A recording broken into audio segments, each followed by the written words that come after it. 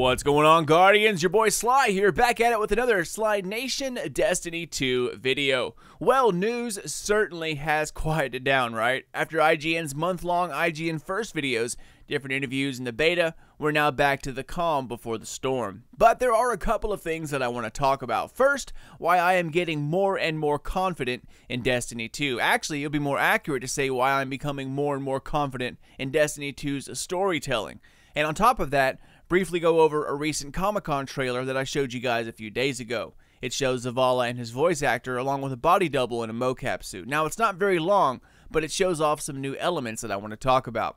So before I show the trailer again, let's go over a few things. First, the new direction of cutscenes. They are much more dramatic than we're used to seeing, and our favorite characters are in a new position. Instead of a position of power and influence, cozied up in the tower, they are now in the mud, so to speak, fighting a losing battle. So when you add the pressure that a battlefield commander goes through, you start to see the stress come out, and we see that in this trailer I'm about to show you. Second, size and scope. The stories of DLCs past were always about events happening, just within that DLC only. The only thing added that was new was the Dreadnought, which of course was the best DLC of them all because it was an entire new area, and then Fellwinter Peak with the new patrol area and missions. Everything else played out missions or stories over an area we've already seen, already been through. This time, the story is much, much broader. It's about a complete takeover. Now, even though in reality, Siva was soon to be an Earth-wide catastrophe, it was contained within the outside of the Cosmodrome, so it kept things, rather neatly packaged. Now, however, this invasion is Earth-wide, Mars-wide, Nessus, Io, Titan, all of these will be under attack. We went from a small sectioned off pieces of story like Siva Skolas to a solar system-wide event. The depth and scale of the story is going to be much, much larger, which I believe is going to be awesome. It allows events to be told in multiple places and in different ways, different mechanics, scenery, enemies, bosses, events, etc. With an invasion this big, your mind can go wild, creating all the different things you could witness and write about in all of these unique places. And third, position. We were always being told this story or playing it out from an advantageous position. We had the entire city behind our backs. Even though we could never see them, we had other guardians we could call on, of course, in theory and in story. Then there's the security forces, robots, the vanguards, tons of different fighting forces that were there to help us out in a moment's notice if we needed it. We were all perched up in the tower, overlooking everything like king of the castle, shiny new ships, weapons, etc. Now, however, we're fighting a losing battle. Instead of breezing our way downhill, we're fighting for every inch upwards.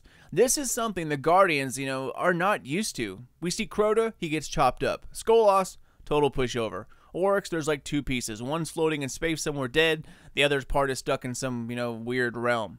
But during those times, we still had tons of support if we needed it. A central base, tower, people to help, fix things.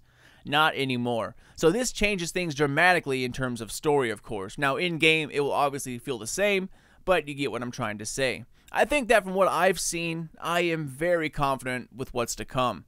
While Taken King and Iron Lord DLCs were a good step in the right direction, they were by no means awesome. Short cutscenes that would just usher in another mission. Only a few really had something to say. So when I heard that they were putting extra emphasis on story in Destiny 2, I was very skeptical, guys, but now I'm starting to believe. It started about a month or so ago when we had our first glimpse at Nessus. It was full of activities. Missions weren't listed, as were strikes, so that means every one of those icons represented an activity that was separate from the campaign. Then we got a closer look a few weeks ago, and we found out that adventures were a single mission story about the particular area you're in, particular person, event, etc. And world quests are like mini story campaigns that tell a multi-step story about the entire destination itself. Then I started to see how they were going to fit all of this lore into the game. Each world has a lot to tell, and adventures are a great way to tell a story.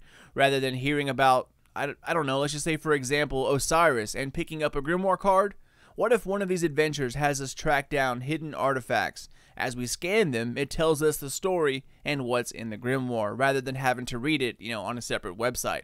That's how I think it'll work in Destiny 2. So add what we know to all of those icons on Nessus, and there are a ton of activities and icons to look at. Then think about the fact that there are 3 other entire destinations filled with the same thing. And some of those destinations could be like twice as big as Nessus. So this is why I am confident in Destiny 2. If you put all of it together, we have a cinematic campaign that has already been confirmed to have well over 50 cinematic cutscenes. When you add that to this trailer I'm about to show you, all of the adventures, all of the world quests, all of these destinations with all of those icons and adventures, I mean, that is a ton of stuff and a great opportunity to tell a great story. When you add up all of what we just talked about to the new direction the cutscenes are going, like this clip I'm about to show you, I think a few of you might be convinced as well. So take a listen, guys, and by the way, spoiler alert, this is a cutscene from the game, so view this at your own discretion.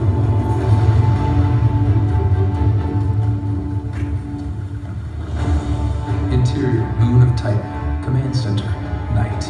The Vanguard commander contemplates the enormity of what he's just witnessed.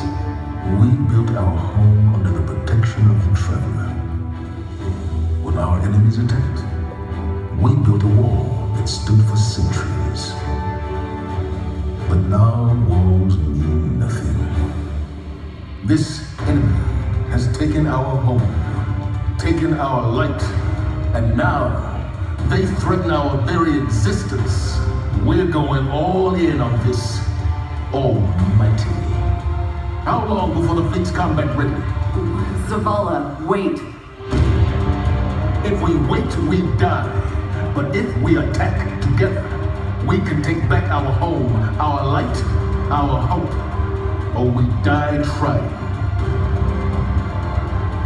Now, I need my fire team. I need Ikora and Cade.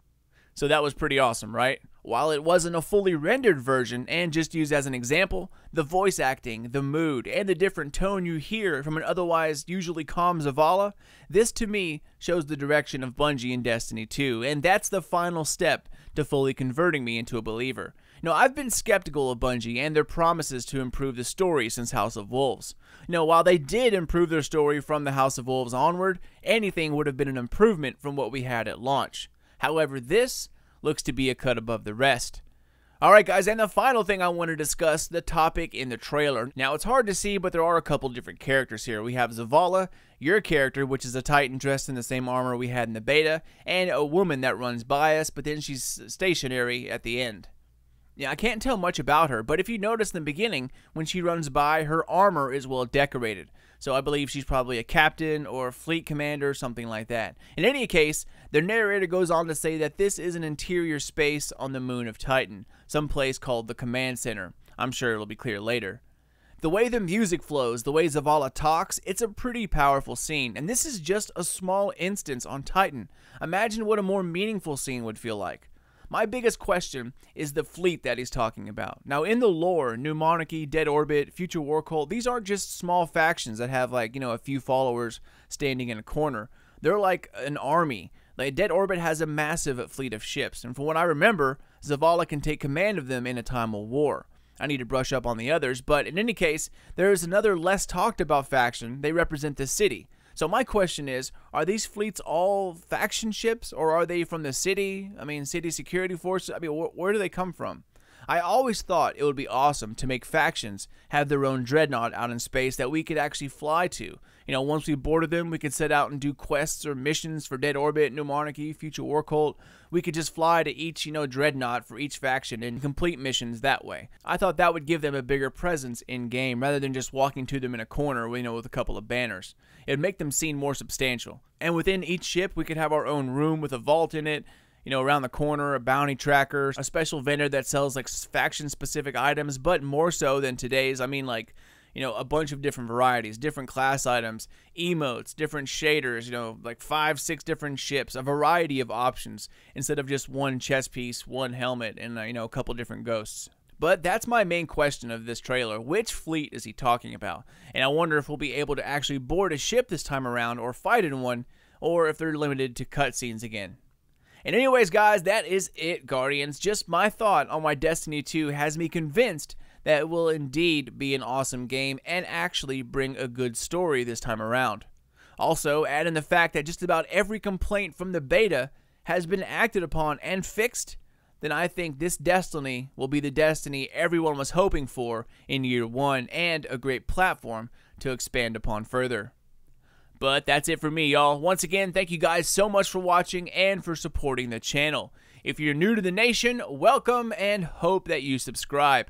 There will be plenty of Destiny 2 and Anthem videos in the future. We would love to have you, as well as my other viewers out there. So as you guys should know, you are always welcome back. I could not do this without each and every one of you out there, so thank you guys.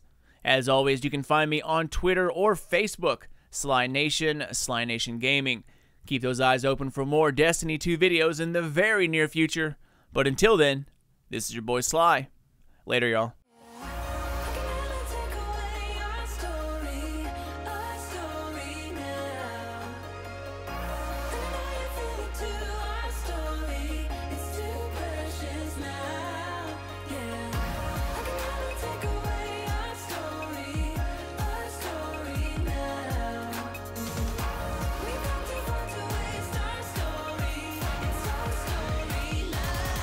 Let's go.